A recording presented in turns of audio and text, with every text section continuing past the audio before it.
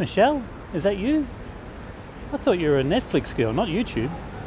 But anyway, good to see you. This is probably one of my favourite parts of Melbourne, for photo opportunities, because I think this really represents Melbourne's tradition and Melbourne's culture. And so behind us, we've got Pellegrini's Espresso Bar, which is one of the first coffee places in Melbourne, and we've got the Paperback Book Shop. And both of these two institutions have been here since the 60s, and they represent something unique about Melbourne. Caffeine and literature, culture and food.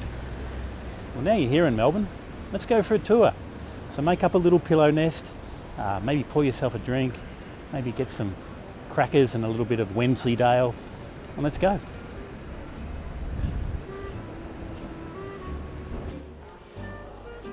I'm going to start my tour with Melbourne's laneways. I think they are a great way to explore the diversity of food and shopping on offer, as well as some fantastic architecture.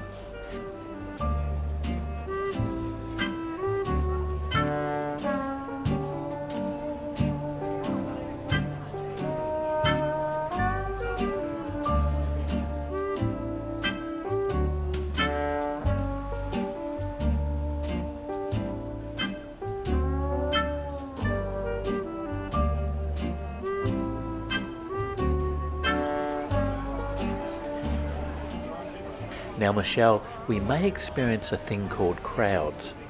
I know in Luxembourg crowds don't exist, but don't worry, the attraction will wear off pretty quickly, believe me. And I know a few secret getaways if it gets too much.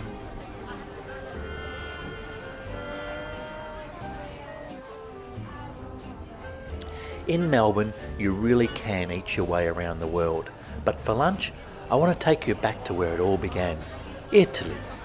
Italian immigrants were the first to bring cafe culture to Australia, and in honour of that, and because of our Bologna experience, where I decided it would be a good idea to choose a restaurant based on TripAdvisor reviews, I've done my research this time and found something special. Buongiorno Michele, benvenuti a Melbourne.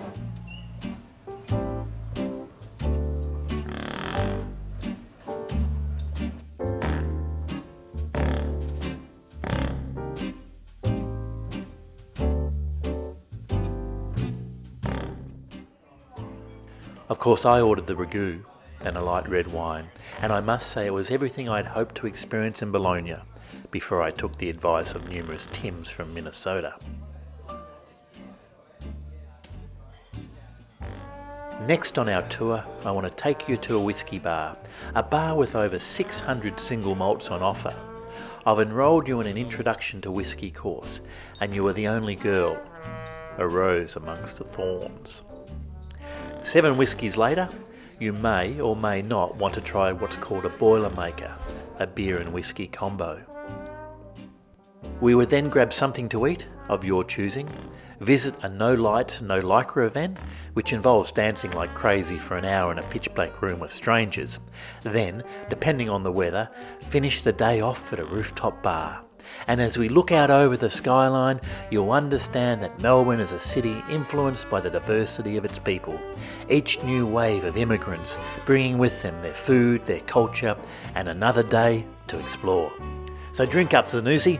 Tomorrow I've organised a visit to a Peruvian restaurant that serves alpaca, and I found this bar in Richmond that is set up like a Central American rum bar, and maybe then we can go for a bite of